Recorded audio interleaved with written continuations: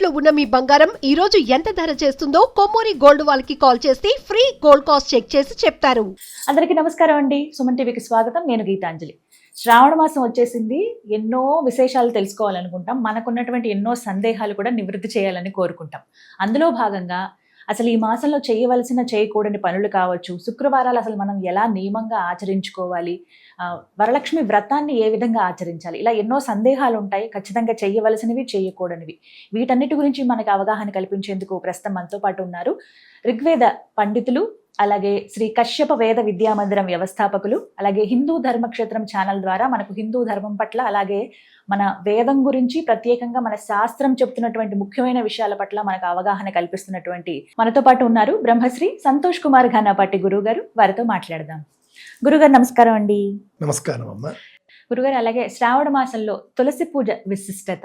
తులసి పూజ అండి శ్రావణ మాసంలో ప్రత్యేకమని కాదు, కానీ సంవత్సరం అంతా ప్రతిరోజు చేయాలి ఆడవారు. శ్రావణ మాసంలో ఏమిటి అని అంటే, ఇందాక చెప్పాను చూసారా, మహావిష్ణువు అధిష్టాన దేవత కాబట్టి శ్రావణ మాసానికి, శ్రావణ మాసంలో 30కి 30 రోజులు ఇంట్లో లక్ష్మీ పూజ, బయటేమో తులసి పూజ చేసుకోవాలి. ఎందుకు అనంటే మహిళలకు తులసి పూజ ముఖ్యం. మీరు దేవుడి గదిలో చేసేటటువంటి పూజ కంటే కూడా తులసి పూజ ముఖ్యం.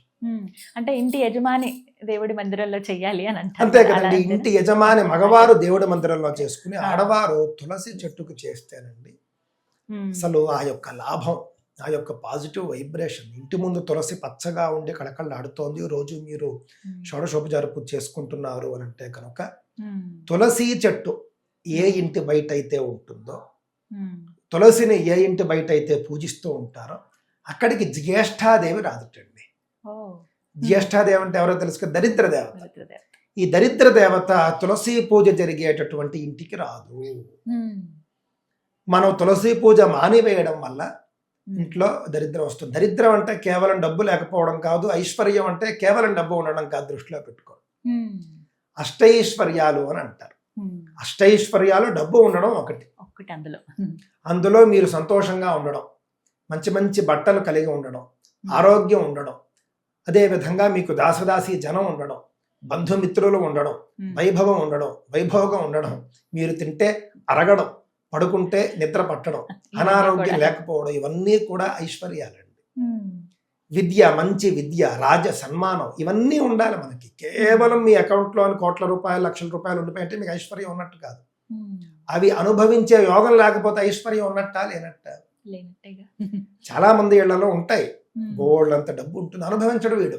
ఏదో పాము పుట్టలో దాచుకుని రక్షిస్తూ ఉంటుంది చూసారా, అదే విధంగా వీడు రక్షించి పోతాడు వీడు. వీడి పిల్లలు మాత్రం అనుభవిస్తారు, వాళ్ళకేమో వీటి విలువ తెలియదు, దాంతో వాళ్ళు ఎడాపెడా ఖర్చు చేసి మొత్తం ఖాళీ చేసేస్తారు. అందువల్ల ఏమిటంటే, సంపాదించే వాళ్ళు ముందు సొంతంగా అనుభవించాలి.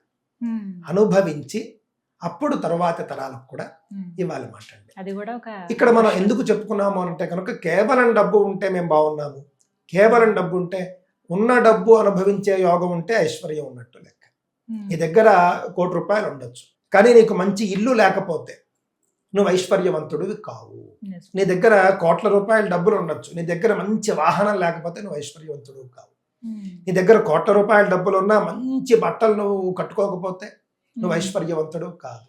మంచి ఆహారం నువ్వు తీసుకోలేకపోతే ఐశ్వర్యవంతుడు కాదు. నీ దగ్గర ఎంత డబ్బు ఉన్నా, నీతో కలిసి చుట్టుపక్కల నీతో కలిసి ఉండేటటువంటి, నీతో కలిసి జీవించేటటువంటి జనం లేకపోతే, మిత్రులో, బంధువులో, కుటుంబ సభ్యులు ఎవ్వరూ లేకపోతే నువ్వు అక్కడ ఏం చేస్తావు నీ డబ్బుతో?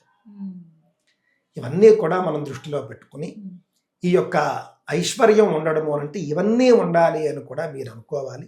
ఎందుకు చెప్పానంటేనండి ఈ మాట, ఇందాక తులసి చెట్టు గురించి మనం మాట్లాడుకుంటూ, తులసి చెట్టు ఇంటి బయట పూజించబడితే ఇవన్నీ ఉంటాయి అని చెప్పేసి, అంటే దరిద్ర దేవత రాకపోతే ఇవన్నీ ఉంటాయి, మహాలక్ష్మి ఉంటుంది. సరే, బానే ఉందండి, మీరు ఇవన్నీ బానే చెప్తున్నారు. ఎలన్ మస్క్ తులసీదేవిని పూజిస్తూ ఉన్నాడా, లేకపోతే బిల్ గేట్స్ పూజిస్తున్నాడా అంటే, నేను గతంలో కూడా నేను చెప్పడం జరిగిందండి. వాళ్ళెవరూ పూజించకపోయినప్పటికీ కూడా మనం పూజించాలి. ఎందుకు అనంటే, వాళ్ళు ఏ జన్మలోనో వాళ్ళు ఎప్పుడో మహాపుణ్యం చేసుకుని ఉన్నారు కాబట్టి వాళ్ళ దగ్గర డబ్బు ఉంది, ఐశ్వర్యం ఉందో లేదో తెలియదు మనకి. మనం ఇందాక చెప్పుకున్న అన్ని లక్షణాలు వాళ్ళ దగ్గర ఉన్నాయని మనం చెప్పగలమా? తెలియదు. అయినప్పటికీ కూడా వాళ్ళు తులసి పూజ చేయకపోయినా, వాళ్ళు ఏదో ఒక చెత్త చెట్లు ఇంట్లో పెట్టుకున్నా కూడా మహాలక్ష్మి ఎలా వెళ్ళిపోయింది అంటే ఎప్పుడో పూర్వజన్మల్లో వాళ్ళు విశేషంగా మహాలక్ష్మి ఉపాసన వాళ్ళు చేసి ఉంటారు. అది ఇప్పుడు పనిచేస్తుంది, కొంతమందికి జన్మజన్మలకి పనిచేస్తూ ఉంటుంది.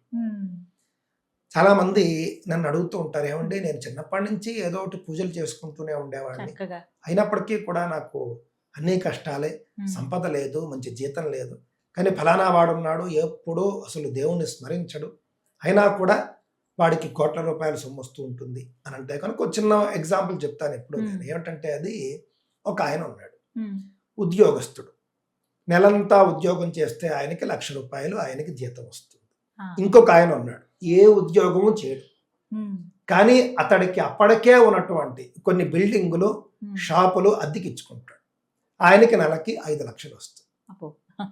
వీడు నెల రోజులు కష్టపడి ఉద్యోగం చేసుకుని 1,00,000 రూపాయలు సంపాదించుకుంటాడు. ఉద్యోగం చేయకపోతే వాడికి జీతం ఇవ్వరు. వాడు ఏమీ చేయకుండా ఇంట్లో కూర్చున్నా కూడా వాడికి అద్దెలు వచ్చేస్తాయి, వీడికంటే ఎక్కువ డబ్బు వస్తుంది. ఇద్దరిలో కారణం ఏమిటి అని అంటే కనుక వాడు అవన్నీ సంపాదించి పెట్టుకున్నాడు. వాడు సంపాదించుకున్నాడో వాళ్ళ నాన్న సంపాదించాడో ఎవరు సంపాదించారు, వాళ్ళ నాన్న సంపాదించిన అది అనుభవించే పుణ్యం వీడికి ఉంది కాబట్టి వీడు ఆ ఇంట్లో పుట్టాడు.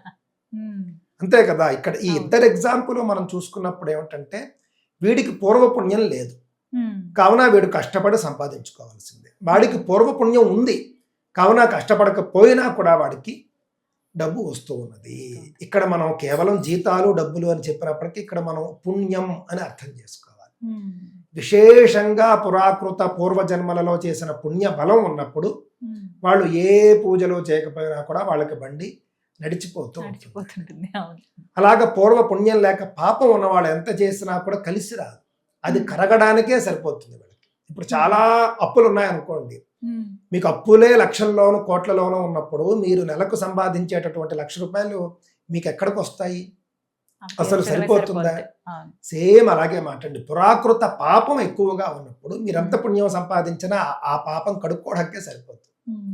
కావున ఎప్పుడు పుణ్య సముపార్జన చేస్తూ ఉండాలి. వాడలా ఉన్నాడా వీడిలా ఉన్నాడా అని కాకుండా తులసి పూజ మొదలైనటువంటి పూజలు మీరు రోజు కర్తవ్యంగా చేసుకుంటూ వెళ్ళిపోతే మీ పురాకృతం అంతా కరిగిపోయి మీరు చేసుకున్న పుణ్యాన్ని మీరు అనుభవించేటటువంటి టైం మీకు వచ్చినప్పుడు బ్రహ్మాండంగా మీరు అనుభవిస్తారు. కావున శ్రావణ మాసంలో ముఖ్యంగా తులసి పూజ చేసుకోండి, తులసి పూజను వదిలిపెట్టకండి.